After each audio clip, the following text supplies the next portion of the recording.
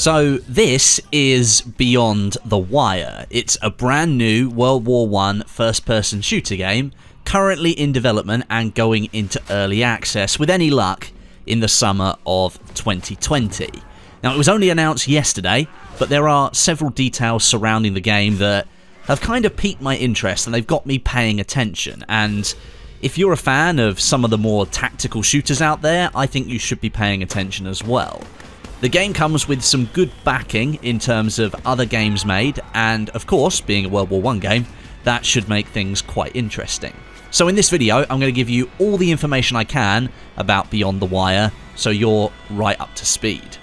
So then, what is Beyond the Wire? I mean, apart from the fact that it's a World War I FPS. Well, the game is being developed by Redstone Interactive. They are a brand new studio. But it's being published by Offworld Industries, and some of you might know that name already. They're the team behind the first-person shooter game called Squad, and some of you might know their work on a Battlefield 2 mod called Project Reality. So there's some pretty decent pedigree backing up Beyond the Wire. The team at Redstone, they're going to be using the codebase from Offworld in the Unreal Engine 4 to make Beyond the Wire, so that codebase comes from the Squad game, and the game has already been in development for nearly 2 years with a relatively small development team, and most of this time has been spent prototyping and laying the groundwork for the game, and with a smaller team that obviously takes a bit more time.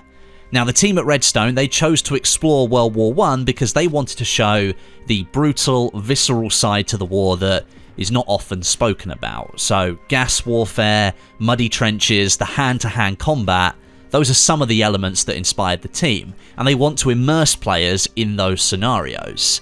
And according to the lead game designer at Redstone, the team is aiming to create a more chaotic feeling in Beyond the Wire, and that's to try and reflect just some of what was experienced by the soldiers in World War I.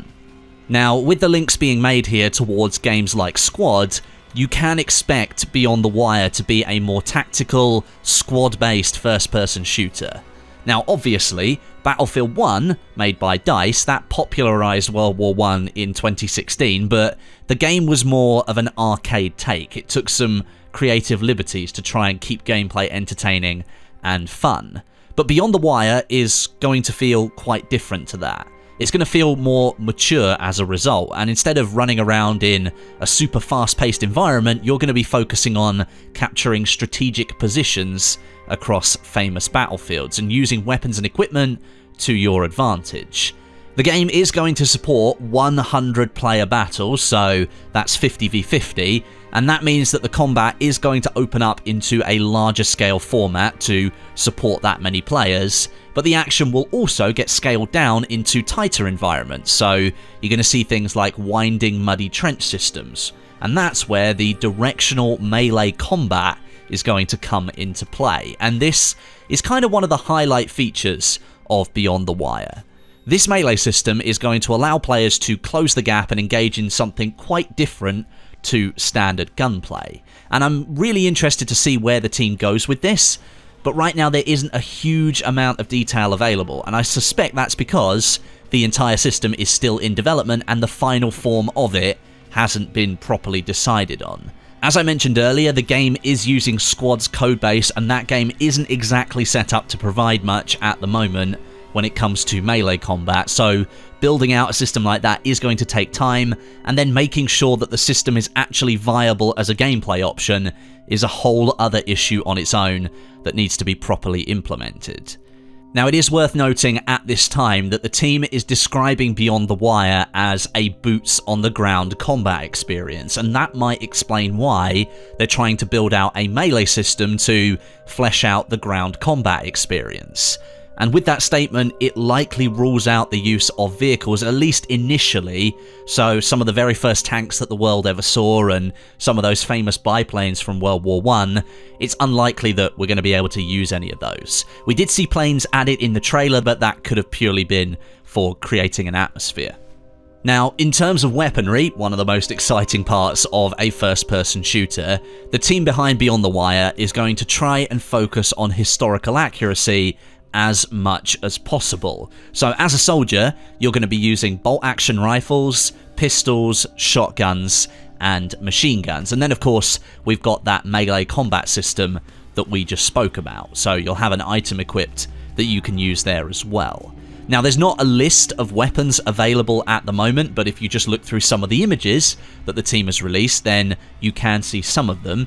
This here looks like a Gewehr 98 in the hands of a German soldier storming a church, and this image is labelled Passchendaele in the files, so that's interesting. This is likely a Lee Enfield rifle in the hands of an allied soldier. Then you've got a shot here of a soldier firing a Vickers machine gun. It looks like some kind of emplacement. I don't think you're going to be able to pick that thing up. In some of the key art for the game, you get to see a German soldier brandishing a spiked club, clearly one of the melee weapons, and a Luger pistol in his other hand. We see an American soldier holding a trench gun, and then a French soldier holding what I think is the Model 1892 revolver, also known as the Lebel revolver, and then a proper Lebel bolt-action rifle slung over his back. Now, the team has said that they are going to make certain minor changes to these weapons to ensure that gameplay is engaging and fun at all times. So, Beyond the Wire is not going to be a purely simulation game where equipment functions exactly like real life, but a small trade-off here is what I think most people will probably understand. There's no point having all of this cool weaponry in the game if it's just awful to use and isn't fun. So it's probably going to be other elements like extended reload times on the weapons being the ways that the developers are going to try and represent a more historically accurate feel here. Apparently on the stream when they were announcing the game, the developers mentioned flamethrowers, but I can't find any mentions of that across any of their official material, so take that with a pinch of salt, although it could be quite exciting. Then we come across to factions and nations. Who are you going to be fighting with in Beyond the Wire when it goes into early access? Confirmed so far, you're going to be able to play as the American Expeditionary Force, the French Army, and the German Army, with more factions being added to the game as time goes on. The British Army, that will be added first after launch, and that's coming from their press release, and it's going to be as additional included content. That sounds like a free update as opposed to paid DLC, but I think we're at a much too early stage to be talking about that. In terms of action in the game, where are you going to be fighting? Around the Battle of Passchendaele, I've mentioned that already, the marshlands of the River Somme, and the intense trench networks of the Argonne Forest at night time. So, pretty much a night map already confirmed. Each of these is likely going to present a very different type of combat scenario with different positions to capture, and especially the night Argonne setting. That's going to mean visibility is greatly reduced, and perhaps that's going to bring the melee combat to the forefront of that battle. Again, more maps will be added after the game launches and moves through early access. There will be multiple game modes included in Beyond the Wire as well, but at this time, we don't have any information on those. At the moment, as I've said, I am really interested in Beyond the Wire. With such limited information that we do have, I can't tell you if this game is going to be amazing or not. It's completely unproven, and it's going into early access, so you should always remain cautious. But based on some of the simple points that we have been given, we can say that the game is going to be close to the combat style of Squad, which is a slower paced tactical shooter, and the game is going to focus on boots on the ground combat on the Western Front of World War I. You're going to be fighting with German, American and French forces across some famous battlefields. So when you boil it down, that sounds like a pretty interesting package. You can sign up right now for closed alpha access, and that's going to be coming in the next few months or so, and the game will launch into early access in 2020, so I've linked the Steam page for the game and the closed alpha sign up down below in the description for you. Make sure you keep an eye on my channel for more information, as I will be covering more details about Beyond the Wire as we learn more from the development team.